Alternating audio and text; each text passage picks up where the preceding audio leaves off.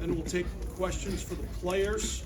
Once the players leave, Coach will stay back and take questions. Questions will only be about this game and the next one at Hinkle. Coach, over to remarks, please.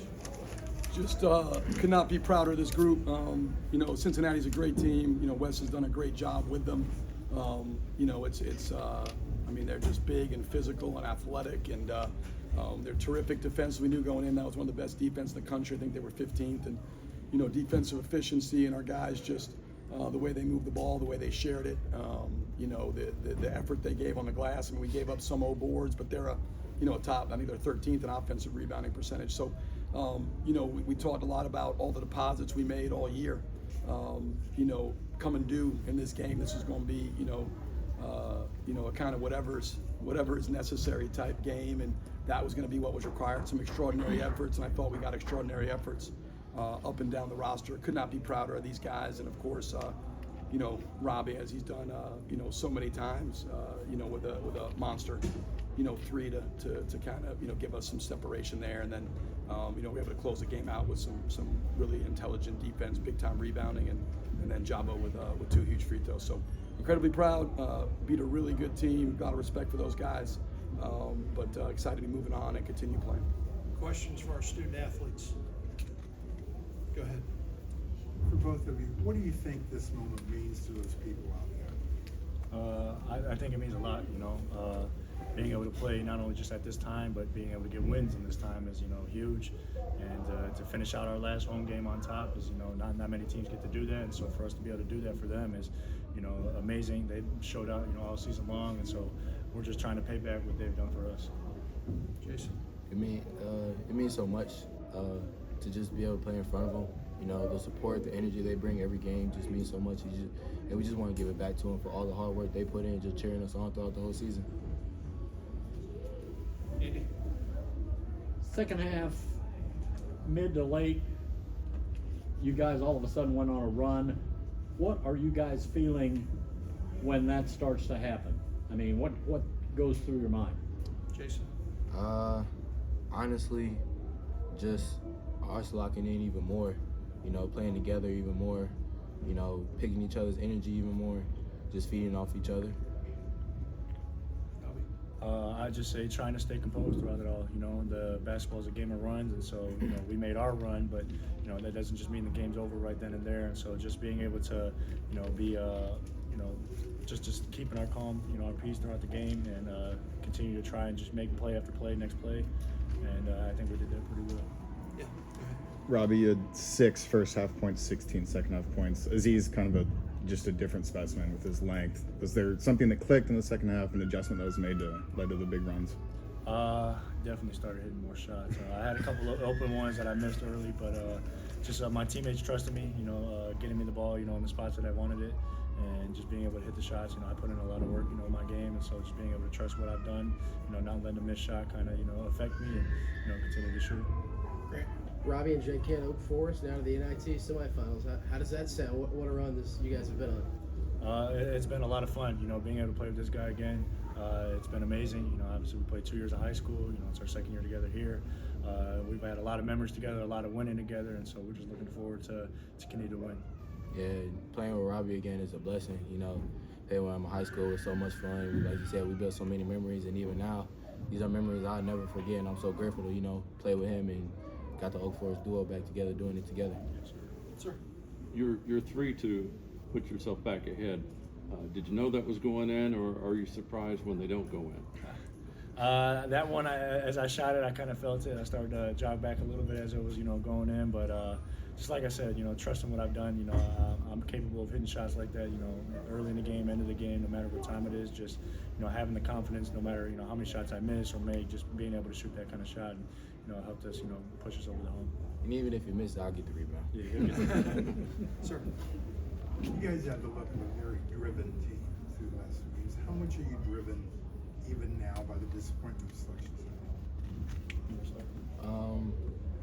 We've been, you know, like we said throughout this whole NIT, it definitely sucked. It was a gut punch, but we're even more driven just to be able to continue playing. You know, not a lot of teams have the opportunity to, you know, continue playing in March, and we're just driven even more because we want to continue to play with each other, continue to practice with each other, and continue hanging around with each other. So we're just driven to keep playing and be around each other.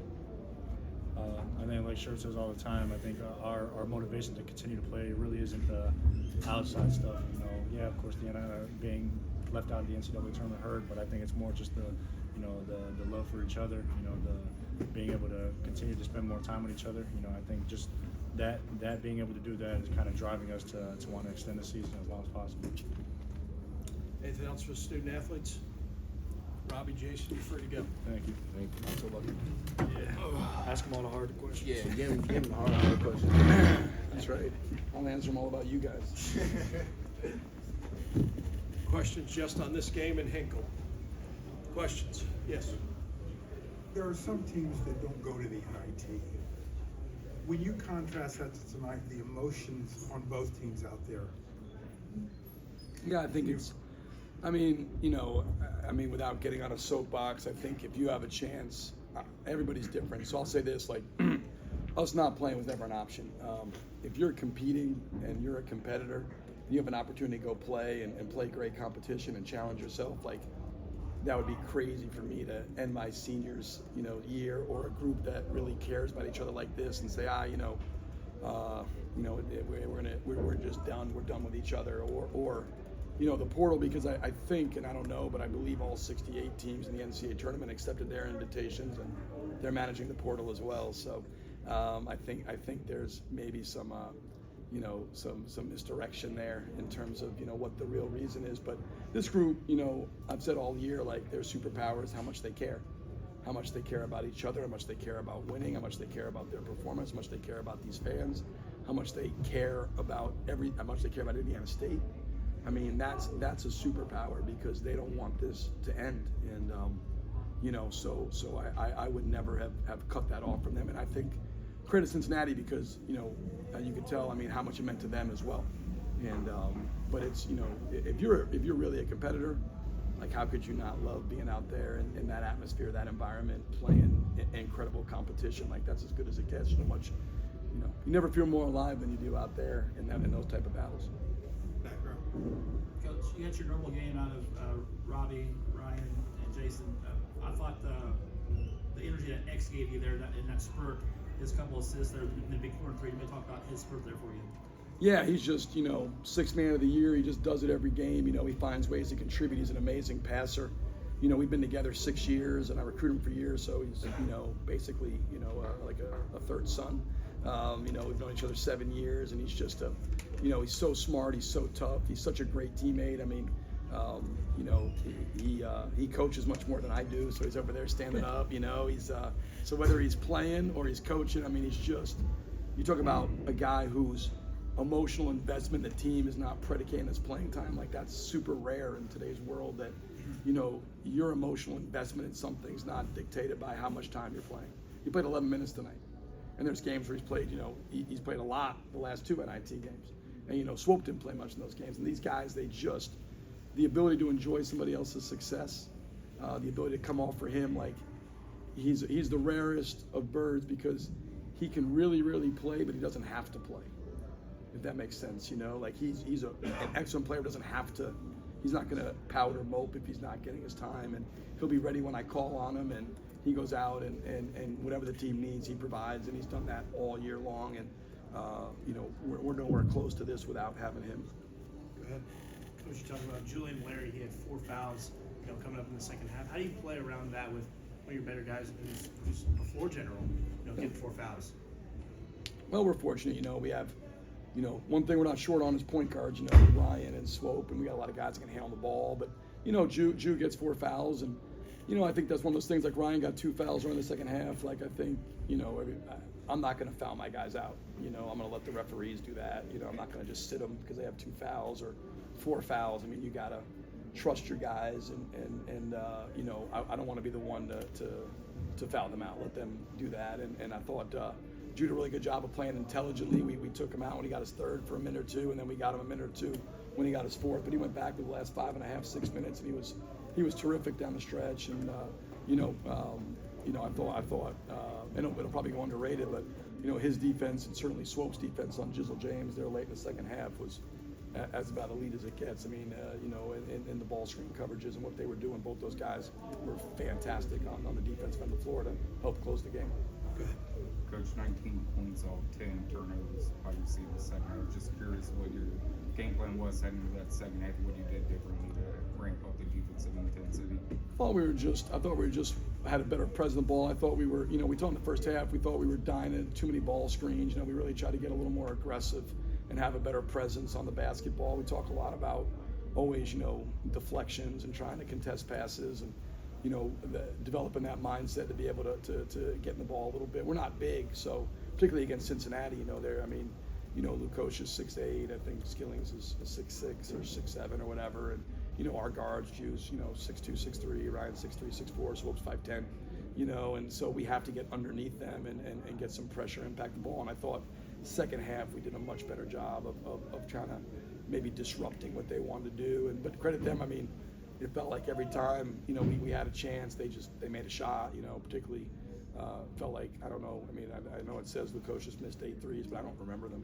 It just felt like every one he shot went in. So, but I thought we did a good job. And then it got us out in transition, which for us is the best thing we do. You know, if we can get deflections, create turnovers, this team with its speed and its skill is at its best in the open floor. And so we were able to get out and convert those 10 to 19 points.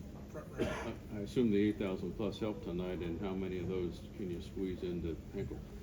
Well, I hope, I mean, it's not that far, so I would hope we get all 8,000, but no, the fans, you know, that environment, you know, and it's been like this, you know, a lot of the season, so I don't want everybody to think like, oh, this was like an anomaly. Like, it has been that electric, that packed, like this year. It's one of the best environments in college basketball, and it's a hard place to come play. Everybody's like, well, you know, people always wonder, you know, why you know, Power 6 schools don't come here.